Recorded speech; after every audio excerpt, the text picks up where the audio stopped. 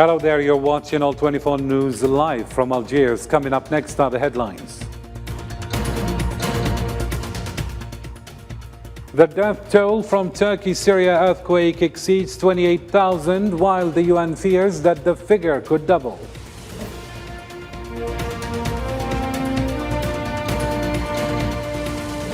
Also coming up, the head of UN's nuclear agency affirms huge nuclear power plant controlled by Russia is completely out of control and needs inspection and repairs.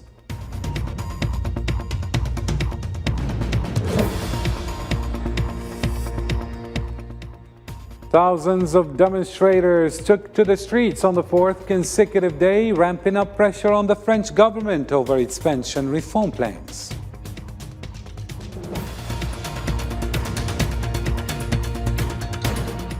Also ahead in our news, the U.S. government has sanctioned 6 Chinese entities it said were linked to Beijing's aerospace programs in retaliation over an alleged Chinese spy balloon.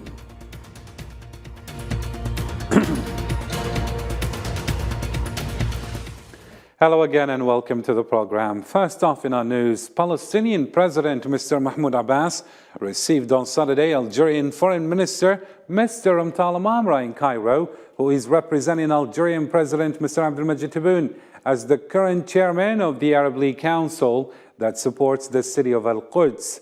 Mr. Lamamra conveyed to the Palestinian president a verbal message from the Algerian president about consultation and coordination between the leaders of the two countries on the Palestinian cause, as well as addressing President Tebboune's efforts for the Palestinian candidacy for full membership in the United Nations.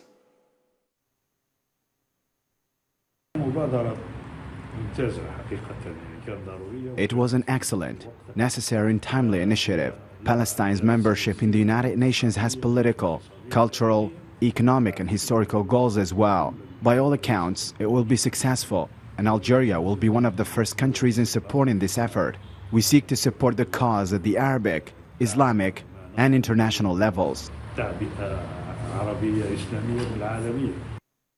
The Palestinian Ministry of Health announced the death of a young man, Mithqal Suleiman Abdel Halim Rayan, by a Zionist settler's bullet that hit him in the head after a group of armed settlers attacked Palestinian farmers in Salfit Governorate in northern West Bank. This has raised the number of deaths to 46 since the beginning of the year, including 9 children and a prisoner.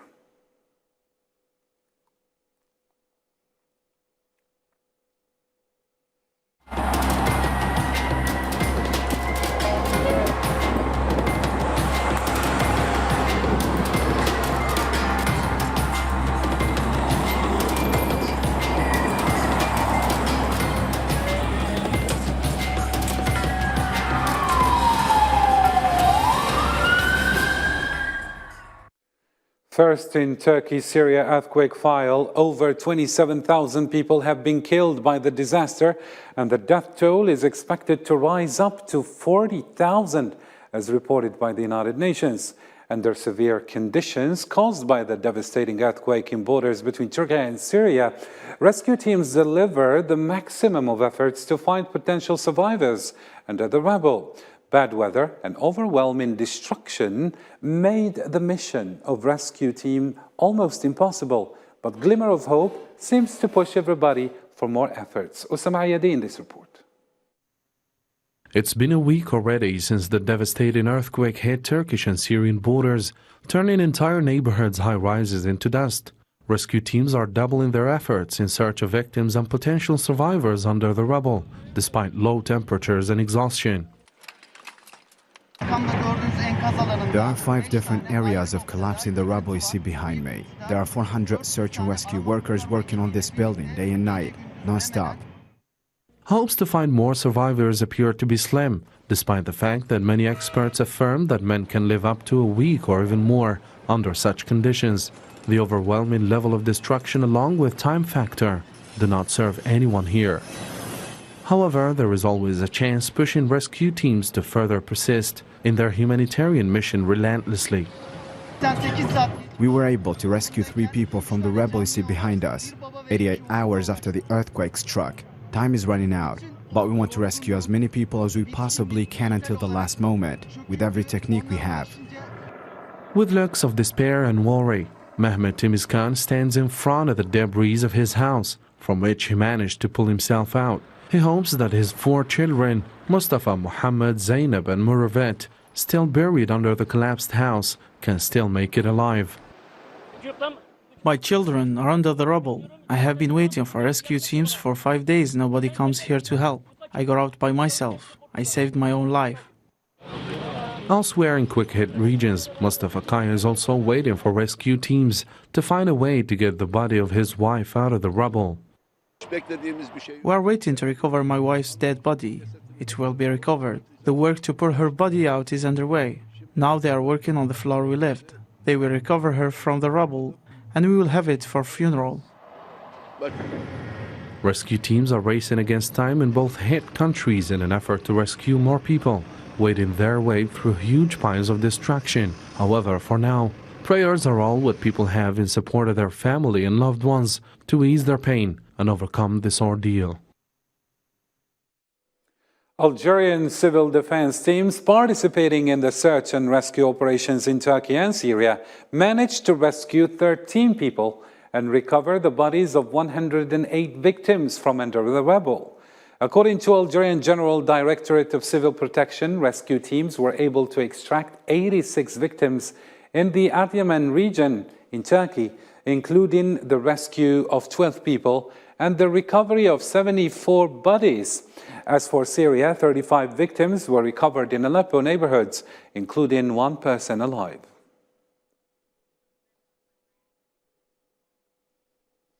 Algerian Red Crescent crews participated in the evacuation of buildings threatened of collapse in the Syrian city of Aleppo.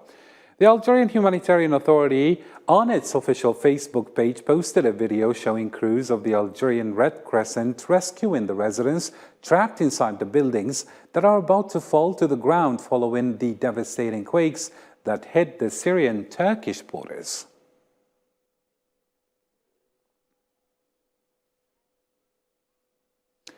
Algerian volunteers of all ages joined the Algerian Red Crescent as a response to provide help and aid for Turkey and Syria after the earthquake that hit both countries on Monday morning. The Algerian Red Crescent announced that it would expand the size of aid to Syria to include more medical shipments. Islam Sid explains more in this report. The Algerian Red Crescent with its old and young volunteers keeps showing support to Syria and Turkey, who have been affected by the powerful earthquake on Monday. These 2 experienced old men took the initiative to materialize the spirit of solidarity. The volunteers inside worked non-stop to gather what can be provided for the victims. I started on 14th October 1980. Since the earthquake of Al-Asnam, which is known now as Shluf, person must take the initiative, devote his time, and leave his family. There are those who leave their work. However, being volunteer is a noble thing.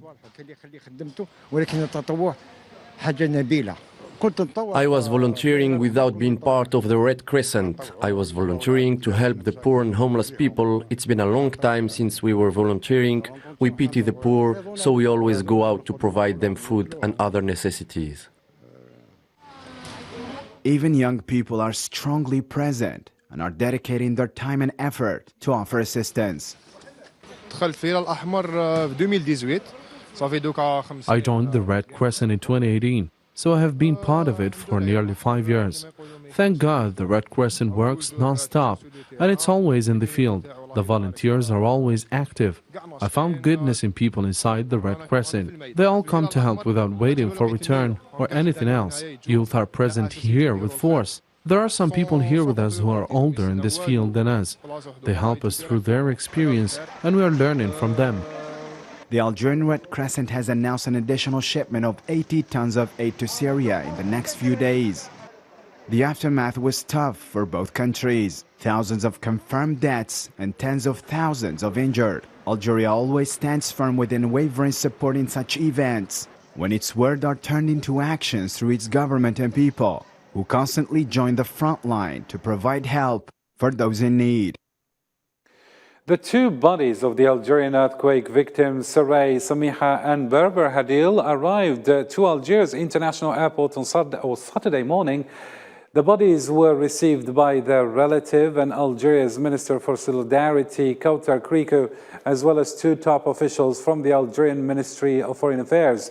The victims' bodies were recovered on Thursday from the rubble south of the country.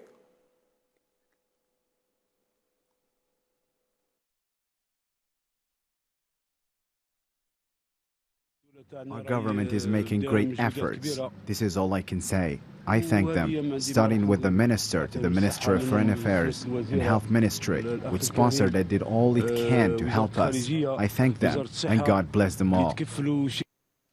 Survivors of the Syrian-Turkish earthquake are facing psychological trauma due to the loss of their loved ones and the scenes of total devastation left last Monday's disaster. All 24 News envoys met with the victims who shared with us their suffering. More in Zahra's Farjani's report. The violent earthquake that hit the Syrian-Turkish borders left a great devastation behind. Not only material and human loss was recorded, but even psychological harm was felt among those who survived. Looking with sorrow at his wrecked home, Ahmed, whose pain is mixed with gratitude, tells us about the trial time he spent with his kids under the debris. I was standing next to the door inside a room at the time of the earthquake. My son wanted to hold my hands, but he couldn't, and suddenly I found myself under the rubble. I couldn't see my children. I could only hear their screams. Ahmed stops to take deep breaths to continue reciting his traumatic experience. He indeed lived with his children the horror of a true nightmare, painfully long 60 hours under the rubble in freezing temperatures. Moments before losing hope of surviving, the Algerian relief teams were able to reach him and his kids and rescue them from the darkness. We spent 60 hours under the rubble. It was freezing. I felt tired. I could no longer understand anything. I began to give up and I was terrified. When I lost hope, I heard the sounds of the drilling machines. It was then that I breathed a sigh of relief. The survivor could not thank the Algerian rescue teams enough, for they are doing their best to extract victims. I sincerely thank the Algeria Civil Protection personnel who made a great effort to get us out of under the rubble. I really appreciate their work. They saved my children. After this traumatic incident, Ahmed decided to stay in the Adiyaman region to volunteer and help the people still trapped under the debris. He hopes to meet his kids who were sent to a hospital in Ankara to receive the necessary treatment. To Morocco now, where several trade unions and labor organizations have announced that next week's protest will be held to denounce the deteriorating social situation and purchasing power. They oppressed us. We got out with a bag to shop until we got tired. But we turned it empty. There is nothing. Everything is expensive. The prices are increasing and the citizens struggling. We don't know what is happening. Let's put Akhnouch in our shoes with 3,000 dirhams and see how he manages. In a related matter, Belgian police arrested the member of the European Parliament, Marc Tarabella, on Friday after his parliamentary immunity was revoked a few days ago as part of the investigation of the Belgian judiciary against the backdrop of the corruption scandal that rocked the continental institution and in which Morocco was involved. The Socialist MP was transferred to Eastern Belgium, to the headquarters of the Federal Judicial Police in Brussels, for a hearing. He may appear before the investigating judge after the end of his police custody period, which cannot exceed 48 hours. To other African news now, the Malian army staff issued a statement saying that the Malian armed forces have neutralized 82 terrorists in different areas of the country. This latest assessment is added to the arrest of 35 suspects in the zones of Bapou, or Baphu, Sufara, and Bandiagara. Clashes and riots erupted in a town in central western Senegal on Friday.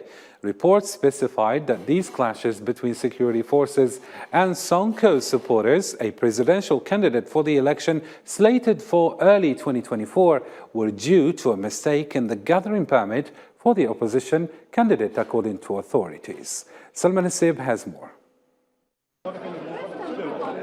As Senegal is preparing for the 2024 presidential elections, some forms of tension started to loom on the horizon. These tensions drowned by a movement that claims to reject external interference in the internal affairs of Africans in general and Senegalese in particular. The movement calls for economic sovereignty and the end to looting of African wealth. We don't know what the police will do today. Normally, marches are free in Senegal. If you follow the constitution, you do not need an authorization from the government. You have to tell him, we're going to have a march. The city of Tubambaki, located in the west of the country, witnessed yesterday evening clashes between supporters of the opposition candidate for the 2024 presidential elections, Ousmane Sonko, and security forces. The event quickly turned into acts of vandalism and looting, targeting shops and a gas station. These clashes come amidst accusations against the Senegalese authorities of preventing a meeting of Sonko's party under the pretext of an existing error in the permit request. The Dakar events bringing to mind scenes of 2021, which left many deaths and injuries, during which the interrogation of the opposition leader and the head of the Bastille party in several cases led to the outbreak of violence, during which foreign companies were targeted. Thus, fears of a new wave of violence is dominating Senegalese streets, especially of the 16th of the current month, the day set for Sonko to appear before court in Dakar to answer the interrogation of investigators in the defamation case against a minister. In Africa still, the Somali army announced the death of 117 members of Al-Shabaab movement, which is linked to a terrorist Al-Qaeda organization, in a security operation in the state of Mudug in the center of the country. The Somali government forces have been fighting Al-Shabaab movement for more than 10 years, which carried out attacks in separate parts of the country that claimed the lives of hundreds of civilians and security personnel. Bola Tinubu, a veteran and the presidential flag bearer of Buhari's ruling party, All Progressives Congress, held his campaign rally on Saturday in Nigeria's capital city, Abuja. It's Tinubu's first presidential election run, which comes after years of forming political, ethnic, and religious alliances across Nigeria. Tinubu aims to continue Buhari-era policies like building public infrastructure and greater central bank intervention in the economy, but end a costly fuel subsidy and channel the money to agricultural and social welfare programs while expanding the military. It's been a very, very tough road, but we believe Tinubu Ahmed and Jetima, with the team partner that they have, they're very strong character, very focused character, two visionaries. Nigeria is in a very, very lucky space. And we thank God for blessing us with two warriors. Two warriors! So when one is sick, the one will carry back. Protests were organized all over France on Saturday in response to labor unions' call. This is the fourth day of mobilization against the government's pension reform plan and the increase of the legal retirement age to 64 years old. Unions have been warning that they will ramp up strikes if the plan is not dropped. More details in Sofiane Kentouri's report. The French Interior Ministry reported that it had registered 963,000 demonstrators in France, including 93,000 in Paris, while CGT Union has announced more than 2.5 million protesters this Saturday, at the conclusion of the fourth day of mobilization against the pension reform. Unions reiterated their call for a fifth act on February 16th, asking the executive to withdraw the bill by Prime Minister Elizabeth Borne and parliamentarians. to massively reject it.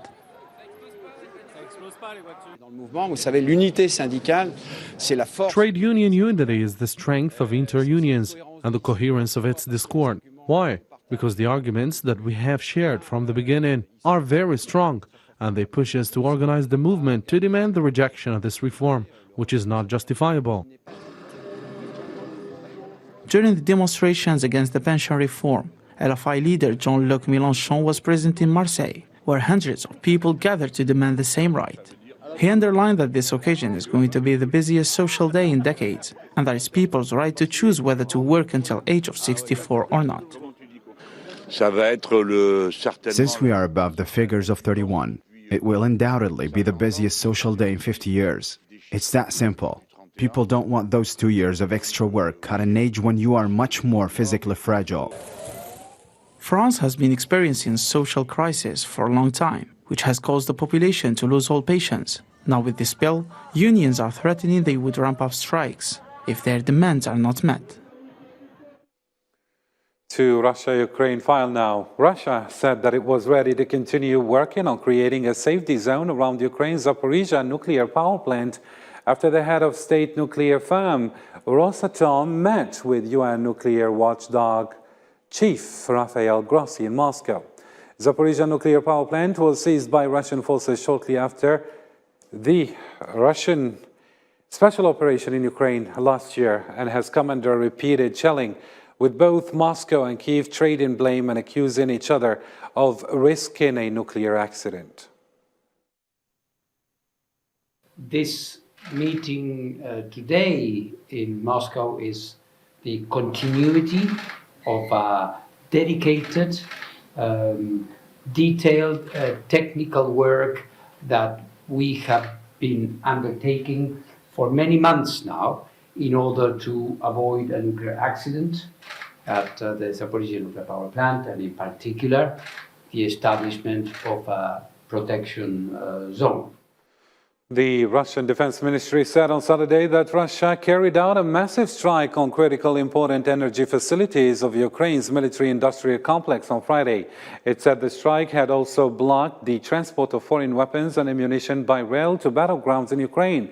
Therefore, Ukraine's armed forces said late on Friday that Russian forces had fired more than 100 missiles and mounted 12 air and 20 shelling attacks.